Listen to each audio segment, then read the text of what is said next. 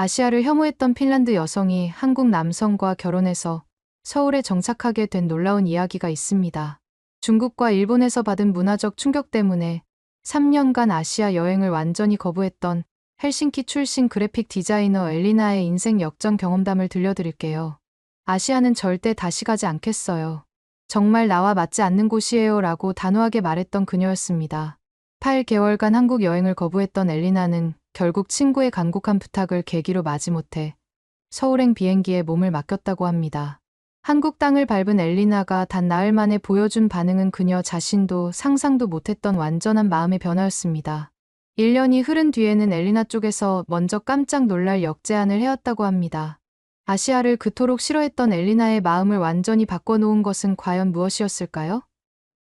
이제 엘리나의 놀라운 인생 역전 이야기를 함께 만나보시죠. 안녕하세요. 저는 엘리나라고 합니다.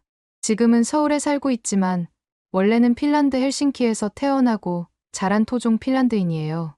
제가 어떻게 지구 반대편 한국까지 오게 되었는지 그 이야기를 들려드릴게요. 28살이었던 저는 헬싱키 시내 한복판에 있는 디지털 마케팅 회사에서 그래픽 디자이너로 일하고 있었어요. 아파트는 헬싱키 중심가에서 지하철로 15분 거리에 있는 깔끔한 원룸이었죠. 월세는 정부 주택보조금 덕분에 부담 없었고 무료 의료보험에 연간 5주 유급휴가까지. 정말 완벽한 삶이었습니다. 부모님은 둘 다 교사셨어요. 아버지는 고등학교에서 수학을, 어머니는 초등학교에서 핀란드어를 가르치셨죠. 저는 외동딸이라 부모님의 사랑을 독차지하며 자랐어요. 어릴 때부터 우리 핀란드는 세계에서 가장 살기 좋은 나라라는 말을 들으며 컸고 실제로도 그렇다고 믿어 의심치 않았습니다. 핀란드 사람들은 대부분 그렇지만 저도 자연을 무척 사랑해요. 주말이면 호수에서 카약을 타거나 숲속을 하이킹하며 시간을 보냈죠. 여름엔 미드나이트 선이라고 불리는 백야 현상 덕분에 밤늦게까지 밖에서 활동할 수 있어서 정말 행복했어요. 사우나는 말할 것도 없고요. 일주일에 적어도 서너 번은 사우나에서 땀을 빼고 차가운 호수에 뛰어드는 게 제 일상이었습니다. 하지만 매년 겨울이 되면 상황은 완전히 달라졌어요. 11월부터 이듬해 2월까지 계속되는 극야 시즌이 시작되면 저는 정말 우울해졌거든요. 해가 오전 10시에 뜨기 시작해서 오후 2시면 벌써 어두워지는 날들이 몇 달씩 계속되니까요. 아무리 실내 조명을 밝게 해도 자연광이 없으니 몸도 마음도 축 처지더라고요. 그래서 시작한 게 겨울 휴가였어요. 회사에서도 직원들의 정신건강을 위해 겨울철 해외여행을 적극 권장했거든요. 처음엔 스페인이나 이탈리아 같은 남유럽으로 갔어요. 따뜻한 햇살과 맛있는 음식, 친절한 사람들 덕분에 기분이 한결 나아졌죠. 그런데 3년 전, 제 인생을 바꾼 첫 번째 사건이 일어났어요. 회사 동료인 미아가 올해는 색다른 곳으로 가보자며 중국 상하이 여행을 제안한 것이죠. 동양의 신비로운 문화와 맛있는 음식에 대한 기대를 품고 떠났는데 도착하자마자 충격의 연속이었어요. 공항부터 시작이었습니다. 사람들이 줄을 서지 않고 마구 밀고 들어오는 모습에 당황했어요. 아, 문화가 다르구나 싶어서 이해하려고 노력했는데 호텔에 도착해서는 정말 기가 막혔죠. 로비에서 어떤 아저씨가 바닥에 침을 뱉는 걸 봤거든요. 그것도 한 번이 아니라 계속해서요. 첫날 저녁, 미아와 함께 현지인들이 추천해준 유명한 음식점에 갔어요. 음식 맛은 나쁘지 않았는데 주변 테이블에서 일어나는 일들이 정말 견디기 어려웠어요. 큰 소리로 트림을 하거나 뼈를 바닥에 마구 뱉어내는 모습들 말이에요. 화장실은 더 심했습니다. 위생 상태가 정말 충격적이었거든요. 가장 당황스러웠던 건 길거리에서 겪은 일이에요. 어떤 아줌마가 제 앞에서 갑자기 멈춰 서더니 목청껏 기침을 하면서 가래를 길바닥에 뱉더라고요. 그 순간 정말 토할 뻔했어요. 미아도 얼굴이 새파래져서 빨리 호텔로 돌아가자고 하더라고요. 일주일 일정이었는데 사흘 만에 조기 귀국했어요. 비행기 안에서 미아와 역시 아시아는 우리와 너무 달라라고 얘기했던 기억이 나요. 그때부터 아시아에 대한 선입견이 생겼던 것 같아요. 이듬해 겨울에도 또 다른 도전을 했어요. 이번엔 일본이었죠. 일본은 선진국이니까 괜찮을 거야 라고 생각했거든요. 도쿄의 깔끔한 거리와 정시에 도착하는 전철을 보며 역시 다른 애라고 안심했어요. 그런데 셋째 날, 친구가 예약해준 미슐랭 3성급 레스토랑에서 또 다른 충격을 받았어요. 분명 최고급 레스토랑인데 옆 테이블 손님이 식사 중에 담배를 피우기 시작한 거예요. 금연구역 표시도 없었고 직원들도 자연스럽게 재떨이를 가져다 주더라고요. 이게 말이 돼? 싶어서 직원에게 영어로 물어봤어요. 여기서 흡연이 가능한가요? 그런데 직원이 웃으면서 네, 괜찮습니다라고 답하는 거예요. 핀란드에서는 상상도 할 수 없는 일이었죠. 실내 흡연은 이미 수십 년 전에 완전히 금지되었거든요. 지하철에서도 충격적인 광경을 봤어요. 정장 입은 직장인들이 오후 6시가 되기 무섭게 술에 취해서 전철 안에서 비틀거리며 큰 소리로 떠드는 모습이었어요. 어떤 사람은 전철 바닥에 토하기까지 하더라고요. 이게 정말 선진국이야? 라는 생각이 들었습니다. 결국 이 여행도 예정보다 빨리 끝냈어요. 헬싱키로 돌아오는 비행기 안에서 다짐했죠. 아시아는 정말 나와 맞지 않아. 앞으로는 절대 안 가자. 이후 2년 동안은 주로 독일, 프랑스, 이탈리아 같은 유럽 국가들로만 여행을 다녔어요. 익숙한 문화와 깔끔한 환경 덕분에 편안하게 휴가를 보낼 수 있었거든요. 그런데 작년 겨울, 제 운명을 바꿀 또 다른 사건이 일어났어요. 대학 시절부터 절친했던 리나가 갑자기 한국 문화에 빠진 거예요. 케이팝이라는 음악을 듣기 시작하더니 한국 드라마까지 보며 완전히 한국에 푹 빠져 있더라고요. 어느 날 리나가 제게 전화를 걸어서 이렇게 말했어요. 엘리나, 올해 겨울 휴가는 한국으로 가자. 저는 즉시 거절했죠. 미안하지만 아시아는 정말 싫어. 너도 내가 중국과 일본에서 어떤 일을 겪었는지 알잖아. 하지만 리나는 포기하지 않았어요. 매일같이 카카오톡으로 한국 사진들을 보내주면서 한국은 정말 달라. 한 번만 믿어봐라고 설득하더라고요. 저는 계속 거절했지만 리나의 열정이 워낙 대단해서 조금씩 마음이 흔들리기 시작했어요. 그러던 어느 날 리나가 제 집에 놀러와서 작은 봉지 하나를 꺼내더라고요. 이거 한번 맛봐봐. 한국 전통 디저트야. 약과라는 이름의 그 과자를 한 입 베어 물었는데 정말 놀라웠어요. 달콤하면서도 고소하고 꿀의 향긋함과 참기름의 고소함이 입 안에서 어우러지는 게 정말 환상적이었거든요. 이게 정말 아시아 음식이야? 이렇게 섬세한 맛이 나다니. 저도 모르게 감탄사가 나왔어요. 평소 전통 디저트를 좋아하는 저에게는 정말 완벽한 맛이었거든요. 리나가 빙긋 웃으며 휴대폰을 꺼내더니 음악을 틀어줬어요. 이것도 들어봐. 방탄소년단이라는 그룹의 봄날이라는 곡이야. 처음엔 별 기대 없이 들었는데 멜로디가 정말 아름다웠어요. 가사의 의미를 리나가 번역해주는데 그리움과 희망에 대한 깊은 감정이 담겨 있더라고요. 그 순간 마음이 완전히 바뀌었어요. 정말 한국이 이런 곳이라면 한번 가볼까? 리나가 환호성을 지르며 저를 끌어안았죠. 정말이야? 진짜로 가는 거야? 이렇게 해서 제 인생을 완전히 바꾼 한국 여행이 결정되었습니다. 그때는 몰랐어요. 이 여행이 제게 어떤 놀라운 일들을 가져다 줄지 말이에요. 아니요. 지금 작성한 글이 이렇게 한국행이 결정된 후 한 달 동안 준비 기간이 정말 바빴어요. 리나는 매일같이 저에게 한국 여행 정보를 보내주면서 완전히 신이 나 있었거든요. 반면 저는 여전히 반신반의하는 마음이었습니다. 정말 괜찮을까? 또 실망하는 건 아닐까? 출발 2주일 전, 리나가 제게 한국어 기초 회화집을 사다 줬어요. 안녕하세요. 감사합니다. 맛있어요. 같은 간단한 표현들을 연습했는데 발음이 생각보다 어렵더라고요. 특히 어와 오 소리 구분이 정말 힘들었어요. 하지만 묘하게 매력적인 언어라는 생각이 들었습니다. 그 무렵 핀란드에서도 한류 열풍이 불기 시작했어요. 헬싱키 시내 카페에서 케이팝 음악이 나오는 걸 들었을 때 정말 신기했거든요. 정말 전 세계적인 현상이구나 싶었어요. 심지어 제 회사 동료인 사라도 어느 날 너 한국 간다며 나도 관심 있어라고 말하더라고요. 출발 일주일 전에는 부모님께 한국 여행 소식을 전했어요.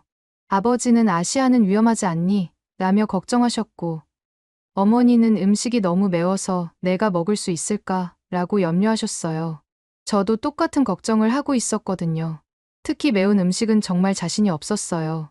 출발 당일 아침, 헬싱키 반타 국제공항에서 리나와 만났는데 리나의 캐리어가 제 것보다 훨씬 컸어요. 뭘 그렇게 많이 싸왔어? 물어보니 한국 화장품이랑 옷 사려고 여유 공간 남겨뒀어라고 하더라고요. 그 모습을 보니 정말 진심으로 한국을 좋아하는구나 싶었어요. 비행기에 탑승하면서부터 새로운 경험이 시작되었어요. 승무원 중에 한국인이 있었는데 정말 친절하게 서비스해 주시더라고요. 한국 처음 가세요? 라고 물어보시길래 네, 처음이에요 라고 답했더니 한국 음식 추천 메뉴 적어드릴게요 라며 작은 메모지에 한글과 영어로 음식 이름들을 적어주셨어요. 11시간 넘는 긴 비행이었지만 기내에서 본 한국 영화가 정말 인상적이었어요. 기생충이라는 작품이었는데 사회적 메시지가 담겨 있으면서도 스릴러적 재미까지 놓치지 않는 완성도에 깜짝 놀랐습니다. 아시아 영화가 이 정도 수준이라고? 제 편견이 조금씩 흔들리기 시작했어요. 기내식으로 나온 비빔밥도 처음 맛보는 음식이었는데 생각보다 맛있었어요. 고추장이 조금 매웠지만 참을 만한 정도였고 여러 가지 나물들이 어우러진 맛이 신선했거든요. 이 정도면 한국 음식도 괜찮을 것 같은데 기대감이 살짝 올라왔어요. 드디어 인천국제공항에 도착했을 때 첫 번째 놀라움이 시작되었습니다. 공항 자체가 하나의 거대한 쇼핑몰 같았어요. 깔끔한 디자인과 넓은 공간, 그리고 곳곳에 배치된 예술 작품들까지. 핀란드 공항도 깔끔하다고 생각했는데 여기는 정말 차원이 달랐어요. 특히 놀라웠던 건 무료 와이파이 서비스였어요. 접속하자마자 엄청나게 빠른 속도로 인터넷이 되더라고요. 게다가 곳곳에 핸드폰 충전할 수 있는 스테이션까지 있었어요. 이런 편의시설이 공항에 다 있다고? 정말 감탄했습니다. 입국 심사를 받으면서도 놀랐어요. 직원이 영어로 여행 목적이 뭐예요? 라고 물으니까 관광이요 라고 답했는데 그 직원이 웃으면서 한국 여행 즐겁게 하세요. 맛있는 것도 많이 드시고요 라고 말해주더라고요. 중국이나 일본에서는 경험해보지 못한 따뜻함이었어요. 공항에서 시내로 가는 방법을 찾는 것도 쉬웠어요. 안내판이 한글, 영어, 중국어, 일본어로 다 표기되어 있었거든요. 게다가 직원에게 물어보니 친절하게 지도까지 그려가며 설명해 주더라고요. 한국 사람들이 이렇게 친절한 거야?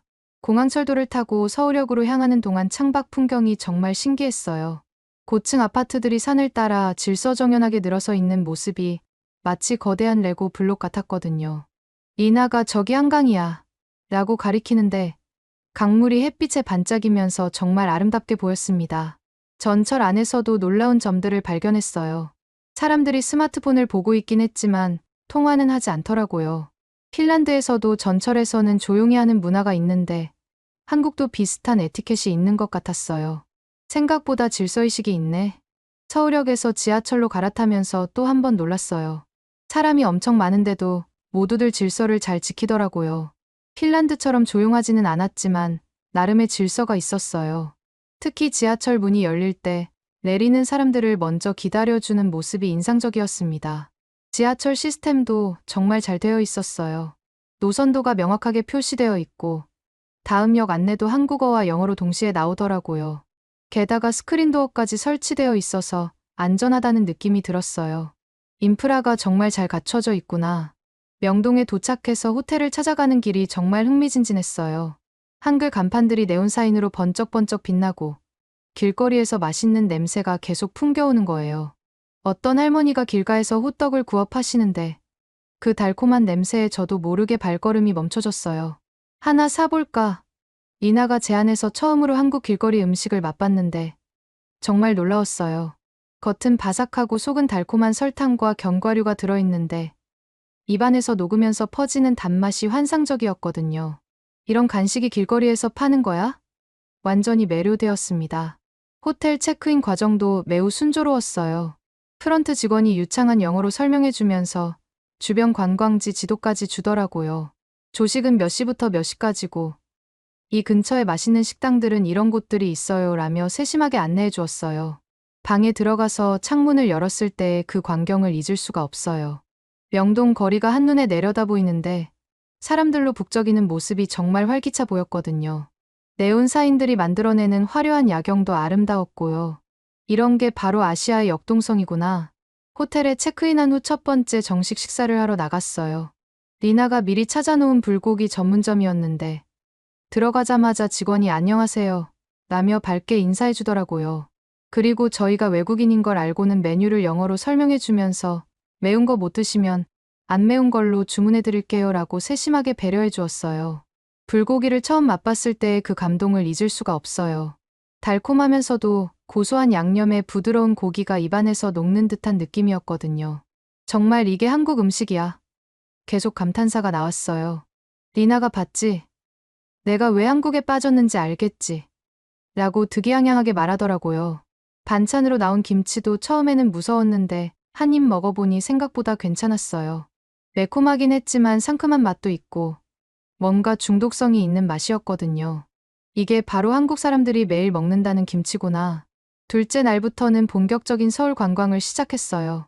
경복궁에 갔는데 궁궐의 웅장함과 아름다움에 정말 압도되었습니다. 특히 근위병 교대식을 보면서 이런 전통이 지금까지 이어지고 있구나 싶어 감동받았어요.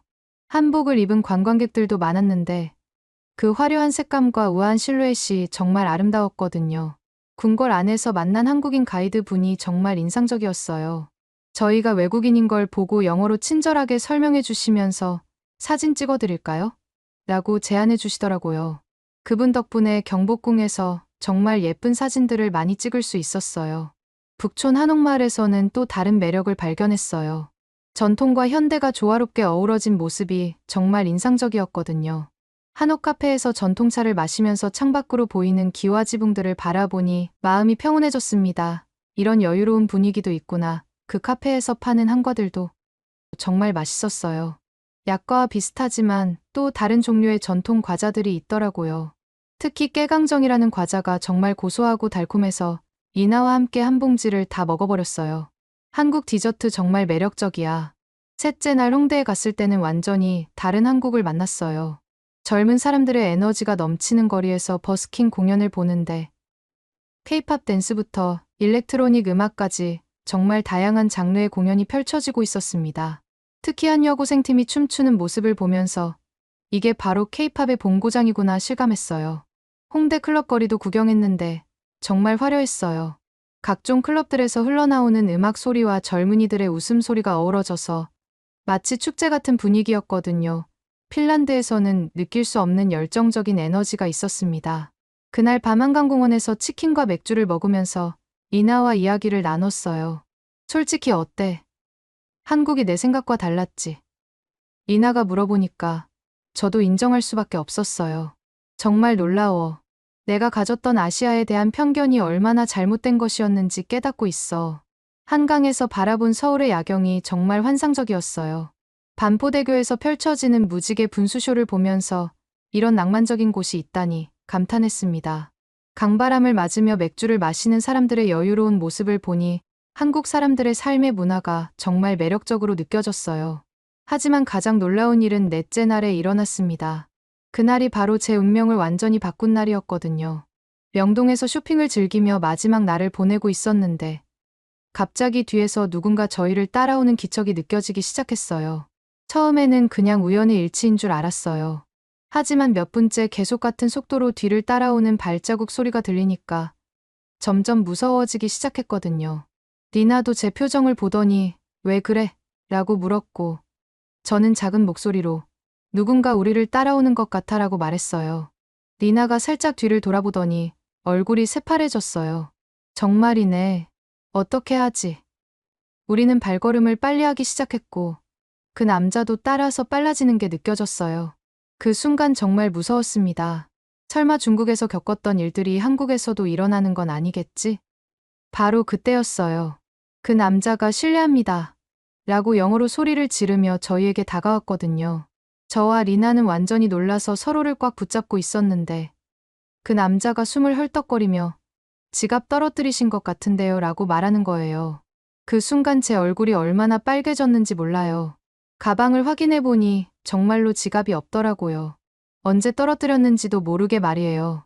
그 남자가 웃으면서 제 지갑을 건네주는데 안에 있던 현금과 카드가 하나도 빠짐없이 그대로 들어있었어요. 정말 감사합니다. 어떻게 감사를 표현해야 할지 제가 당황하며 말하니까 그 남자가 천만에요. 당연한 일인거려라고 답하더라고요. 그런데 그 사람의 영어 발음이 정말 자연스러웠어요. 마치 오랫동안 해외에서 살았던 사람 같은 느낌이었거든요. 바로 그 순간부터 제 한국에 대한 모든 생각이 바뀌기 시작했습니다. 그 남자의 자기소개는 정말 놀라웠어요. 안녕하세요. 저는 김준호라고 합니다. IT 스타트업을 운영하고 있어요. 유창한 영어와 정중한 태도에 제가 가졌던 선입견이 순식간에 무너졌거든요. 리나도 옆에서 와, 완전 신사네라고 속삭였어요. 정말 어떻게 감사를 표현해야 할지 모르겠어요. 커피라도 한 잔 사드릴게요. 제가 말하니까 준호 씨가 웃으면서 오히려 제가 한국의 진짜 맛을 보여드리고 싶은데요. 시간 괜찮으시면 가이드를 해드릴까요? 라고 제안하더라고요. 그 순간 리나가 제 팔을 꽉 잡으며 눈빛으로 당연히 좋다고 해 라는 신호를 보냈어요. 정말 괜찮을까요? 너무 폐가 되는 건 아닌지. 제가 망설이자 준호 씨가 전혀요. 외국분들이 한국을 제대로 경험하셨으면 좋겠어서요. 특히 핀란드에서 오셨다니 더욱 그래요라고 말했습니다. 그때는 몰랐지만 그 말에 특별한 의미가 담겨 있었던 거예요. 첫 번째로 안내해준 곳은 북촌 한옥마을 근처의 작은 전통 찻집이었어요. 관광객들이 잘 모르는 곳인데 정말 맛있어요 라며 데려간 그곳은 한옥을 개조한 아담한 카페였거든요. 들어가자마자 은은한 차 향기와 따뜻한 분위기에 마음이 편안해졌어요. 전통차를 드셔보세요. 대추차인데 달콤하고 몸에도 좋아요. 준호 씨가 추천해준 대추차는 정말 환상적이었어요. 달콤하면서도 은은한 향이 입안 가득 퍼지는데 핀란드의 차가운 겨울을 잊게 만드는 따뜻함이 있었거든요. 이런 맛이 있다니 정말 놀라워요. 그 찻집에서 준호 씨는 저희에게 한국 문화에 대해 자세히 설명해 주었어요. 한국 사람들은 차 마시는 걸 좋아해요. 특히 겨울에는 따뜻한 차로 몸을 데우는 문화가 있죠. 그러면서 핀란드의 사우나 문화에 대해서도 궁금해 하더라고요. 사우나가 정말 매일 하는 문화인가요? 제가 사우나 문화에 대해 설명해 드리니까 준호 씨가 정말 흥미로워했어요. 핀란드 사람들은 사우나에서 어떤 이야기를 나누나요? 한국도 찜질방이라는 비슷한 문화가 있어요. 그렇게 서로의 문화에 대해 이야기하다 보니 시간 가는 줄 몰랐어요. 두 번째로 간 곳은 이태원의 한 퓨전 레스토랑이었어요. 여기는 외국인 입맛에도 맞게 한국 음식을 만드는 곳이에요. 너무 맵지 않게 해달라고 부탁드릴게요. 준호 씨의 세심한 배려가 정말 감동적이었거든요. 그동안 만났던 남성들 중에 이렇게 상대방을 배려하는 사람은 처음이었어요. 주문한 음식이 나왔을 때 정말 놀랐어요. 불고기 타코, 김치볶음밥, 떡갈비 등 한국 음식을 서양식으로 재해석한 요리들이었거든요. 이런 창의적인 음식이 있다니. 특히 불고기 타코는 달콤한 불고기와 아삭한 채소가 조화를 이루어 정말 맛있었습니다. 한국 음식이 이렇게 다양할 줄 몰랐어요. 매운 것만 있는 줄 알았는데. 제가 감탄하니까 준호 씨가 웃으며 한국 음식도 지역마다, 요리마다 정말 다양해요. 편견 없이 보시면 분명 마음에 드실 거예요 라고 말했습니다. 그 말이 단순히 음식에 대한 이야기가 아니라는 걸 나중에 깨달았어요. 식사를 하면서 준호 씨의 이야기를 더 들을 수 있었어요. 서울대학교에서 컴퓨터공학을 전공했고 졸업 후 몇 년간 대기업에서 일하다가 스타트업을 창업했다고 하더라고요. 처음에는 정말 힘들었어요. 하지만 제가 만든 앱이 사람들에게 도움이 되는 걸 보면서 보람을 느꼈어요. 그의 앱은 외국인 관광객들을 위한 번역 및 문화 안내 서비스였어요. 외국분들이 한국에서 불편함을 겪지 않았으면 좋겠어서 만들었어요. 언어 장벽 때문에 오해가 생기는 경우가 많거든요. 그 말을 들으니 그가 저희를 도와준 것도 우연이 아닌 것 같았어요. 리나가 정말 멋진 일을 하시네요. 한국에 대한 애정이 느껴져요.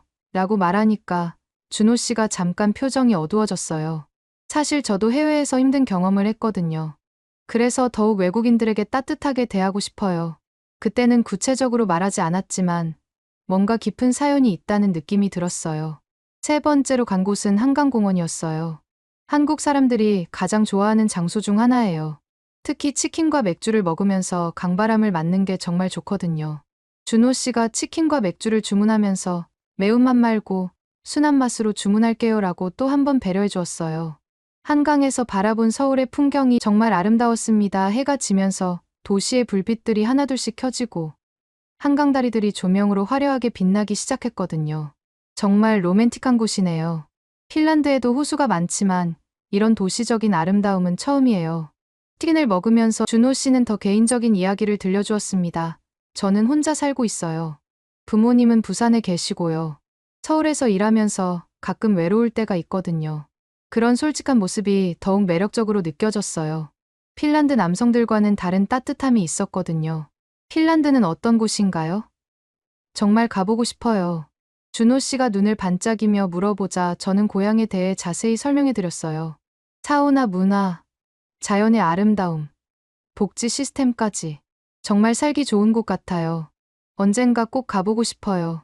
그때 리나가 엘리나는 원래 아시아를 별로 안 좋아했어요. 중국이랑 일본에서 안 좋은 경험을 했거든요 라고 말했어요. 저는 리나를 째려봤지만 이미 늦었죠. 준호 씨가 어떤 경험이었는지 물어봐도 될까요? 라고 조심스럽게 물었어요. 저는 중국과 일본에서 겪었던 일들을 솔직하게 말했습니다. 위생 문제, 문화적 충격, 실망감까지. 그래서 한국도 처음엔 오기 싫었어요. 하지만 지금은 정말 생각이 바뀌었어요. 준호 씨가 제 말을 끝까지 들어주면서 고개를 끄덕였어요. 이해해요. 저도 비슷한 경험이 있거든요. 준호 씨가 말을 꺼냈습니다. 사실 저도 10년 전에 핀란드에서 교환학생을 했었어요. 헬싱키 대학교에서 1년간 공부했죠. 그 말에 저와 리나는 깜짝 놀랐어요. 정말요? 그럼 핀란드를 아시는구나. 네. 하지만 쉽지 않은 시간이었어요. 준호 씨의 표정이 어두워졌어요. 처음엔 정말 기대가 컸거든요. 선진국이고 복지도 좋다고 해서. 하지만 현실은 달랐어요. 아시아인이라는 이유로 차별을 받는 경우가 많았어요. 구체적인 예를 들어주는데 정말 마음이 아팠어요. 버스에서 제 옆자리에 아무도 안 앉으려고 했어요. 카페에서는 주문을 받지 않으려고 하거나 짜증을 내는 직원들도 있었고요. 심지어 어떤 사람은 제가 코로나 바이러스를 옮긴다고 피하기도 했어요. 정말요? 그런 일이 있었다니 저는 정말 충격을 받았습니다. 핀란드가 그런 차별이 있는 줄 몰랐거든요. 모든 핀란드 사람이 그런 건 아니었어요. 친절한 분들도 많았죠. 하지만 그런 경험들이 정말 마음에 상처를 줬어요. 그래서 외국인들이 한국에서 좋은 경험을 했으면 좋겠어요. 준호 씨가 저를 바라보며 말했어요. 제가 받았던 상처를 다른 사람들은 받지 않았으면 해서요.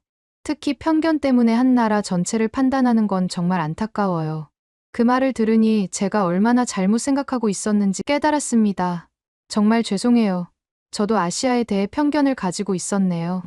준호 씨가 손을 저으며 전혀 잘못된 게 아니에요. 경험에 기반한 생각이니까요. 중요한 건 열린 마음으로 새로운 경험을 받아들이는 거죠라고 말했어요. 해가 완전히 지고 한강의 야경이 환상적으로 펼쳐졌을 때 준호 씨가 마지막 제안을 했어요. 내일 시간 되시면 더 특별한 곳을 보여드리고 싶은데요. 엔서울타워에서 서울 전체를 보시면 정말 감동받으실 거예요. 저와 리나는 당연히 좋다고 했죠. 그날 밤 호텔로 돌아가는 길에 리나가 계속 흥분해서 이야기했어요. 엘리나, 저 사람 진짜 좋은 것 같아. 너무 신사적이고 배려심도 많고. 저도 동감이었어요. 그동안 만났던 어떤 남성보다도 매력적이었거든요. 호텔 방에서 리나와 이야기를 나누면서 제 마음도 정리해봤습니다. 정말 놀라워 한국에 대한 생각이 완전히 바뀌었어. 그리고 준호 씨는 리나가 웃으면서 설마 반한 거 아니지? 라고 물었어요. 저는 얼굴이 빨개지면서 그런 건 아니야. 그냥 좋은 사람인 것 같아서 라고 대답했지만 마음속으로는 뭔가 특별한 감정이 싹트고 있다는 걸 느꼈어요. 다음 날 만난 준호 씨는 더욱 특별한 하루를 선사해 주었어요. 엔서울타워에서 본 서울의 전경은 정말 숨막힐 정도로 아름다웠고 그와 함께 보는 풍경은 더욱 특별하게 느껴졌습니다. 하지만 가장 놀라운 순간은 저녁 식사 때 그가 털어놓은 더 깊은 이야기였습니다. 사실 핀란드에서 받은 상처가 아직도 마음에 남아있어요. 준호 씨가 조심스럽게 말을 꺼냈어요. 하지만 오늘 엘리나 씨를 만나면서 모든 핀란드 사람이 그런 건 아니라는 걸 다시 느꼈어요. 정말 감사해요. 그 진솔한 고백을 들으니 제 마음이 정말 복잡해졌어요. 준호 씨가 핀란드에서 받았던 상처들을 생각하니 미안하고 고마운 마음이 동시에 들었거든요. 정말 죄송해요. 우리나라에서 그런 일을 겪으셨다니. 제가 말하니까 준호 씨가 고개를 저으며 전혀 그럴 필요 없어요. 오히려 오늘 엘리나 씨를 만나서 정말 다행이에요 라고 말했어요. 한국에서의 마지막 밤이 되었을 때 정말 아쉬웠습니다. 준호 씨는 저희를 인천공항까지 직접 배웅해주겠다고 했거든요. 정말 너무 감사했어요. 덕분에 한국에 대한 생각이 완전히 바뀌었어요. 제가 말하니까 준호 씨가 웃으면서 저도 정말 즐거웠어요. 연락 계속하면 안 될까요? 라고 물었어요. 공항에서 작별 인사를 나누면서 서로 연락처를 교환했어요. 인스타그램, 왓츠앱, 이메일까지 모든 연락 수단을 다 주고받았죠. 핀란드 가면 꼭 연락드릴게요. 준호 씨가 말했고 저도 한국이 그리우면 언제든 연락해요라고 답했어요. 그때는 몰랐어요. 이 연락이 제 인생을 완전히 바꿀 거라는 걸 말이에요. 핀란드로 돌아가는 비행기 안에서 리나가 계속 놀렸어요. 완전히 반했네. 반했어. 얼굴이 빨개져 있어. 저는 부정했지만 마음속으로는 인정할 수밖에 없었어요. 준호 씨 같은 남성은 처음 만나봤거든요. 배려심 깊고 따뜻하면서도 지적이고 유머러스한 사람 말이에요.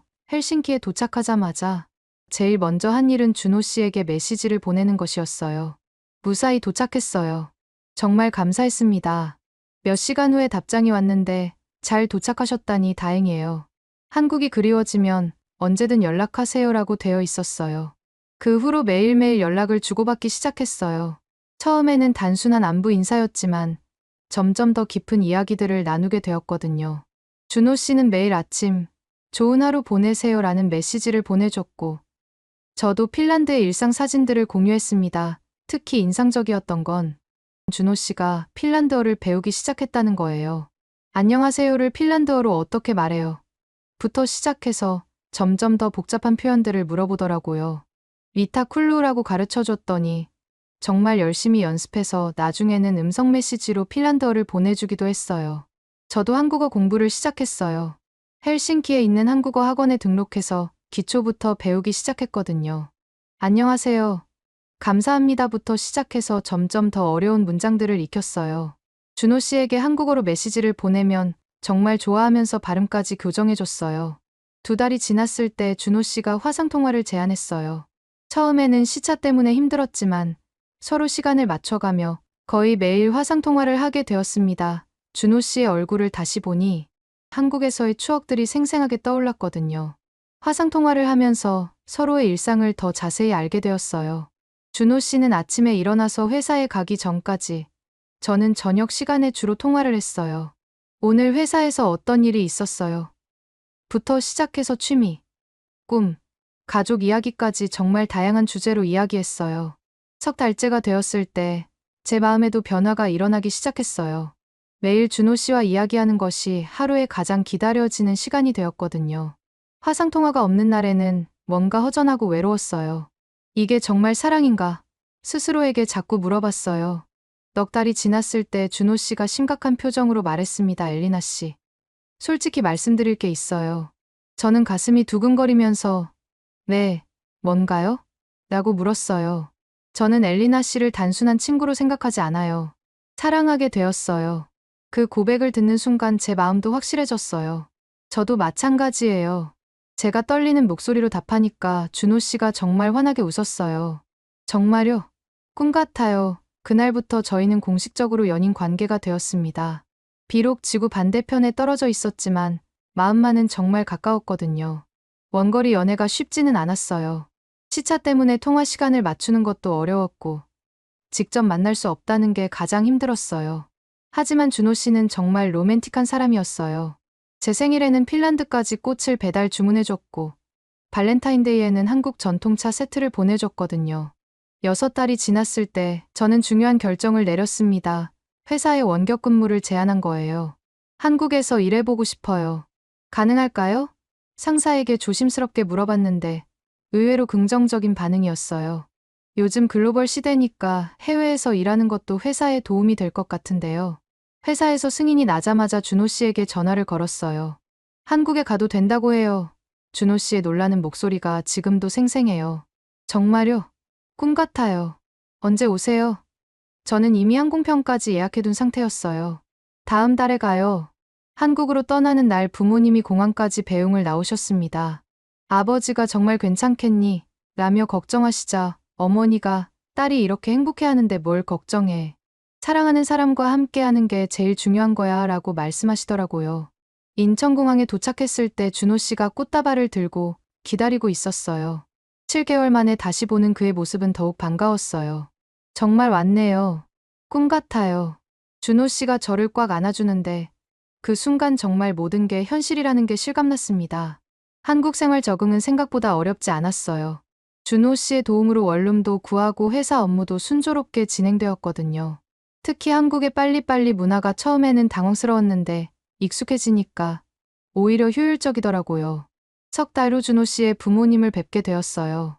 처음에는 정말 떨렸지만 어머님이 정말 따뜻하게 맞아주셨어요. 우리 아들이 엘리나 씨 이야기만 하더라고요. 정말 예쁘시네요. 아버님도 제가 한국어로 인사드리니까 표정이 밝아지셨습니다. 그 후에는 제 부모님이 한국을 방문하셨어요. 딸이 그렇게 좋아하는 나라가 어떤 곳인지 직접 보고 싶어. 어머니가 말씀하시면서 오셨는데 일주일 동안 한국 곳곳을 여행하시면서 완전히 반하셨어요. 특히 아버지는 준호 씨와 많은 이야기를 나누시면서 점점 더 마음에 들어 하셨습니다. 정말 성실하고 똑똑한 청년이네. 우리 딸을 잘 부탁해요. 마지막 날 아버지가 준호 씨의 손을 잡으며 말씀하시는데 준호 씨가 정말 소중히 모시겠습니다라고 답하더라고요. 그 후 시간이 흘러 어느 날 준호 씨가 프러포즈를 했습니다. 처음 만났던 명동에서. 엘리나, 저와 결혼해주세요 라고 무릎을 꿇고 청혼하더라고요. 하지만 저는 그보다 먼저 말했어요. 준호 씨. 내가 먼저 말할게. 우리 결혼할까? 나는 이미 마음을 정했어. 당신과 함께 한국에서 살고 싶어요. 제가 말하니까 준호 씨가 눈물을 글썽이면서 정말 사랑해요라고 말했어요. 그 순간 주변 사람들이 박수를 쳐주면서 축하해 주더라고요. 결혼식은 내년 봄에 여의도 벚꽃축제 시기에 맞춰서 올릴 예정이에요. 이미 핀란드에 있는 가족들과 친구들에게 소식을 전했고 한국에서 만난 소중한 분들께도 초대장을 보내드렸어요. 벚꽃이 만개한 한강공원에서 올릴 야외 결혼식을 상상만 해도 설레어요. 프러포즈를 받은 후 지금의 저는 한국관광청과 협력해서 핀란드인이 본 한국이라는 블로그를 운영하고 있습니다. 제 경험을 바탕으로 외국인들에게 한국의 진짜 매력을 알리는 일을 하고 있거든요. 앞으로는 1년에 2번씩 핀란드에 가서 부모님과 시간을 보내고 여름에는 부모님이 한국에 놀러 오실 예정입니다. 두 나라를 오가며 살아가는 삶이 시작되었지만 정말 풍성하고 의미 있어요. 오늘의 이야기는 여기까지입니다. 마음에 드셨다면 구독과 좋아요 잊지 말고 한 번씩 눌러주세요. 소중한 시간 함께 해주셔서 진심으로 감사드리고 앞으로도 더 깊은 이야기로 여러분을 찾아뵐게요.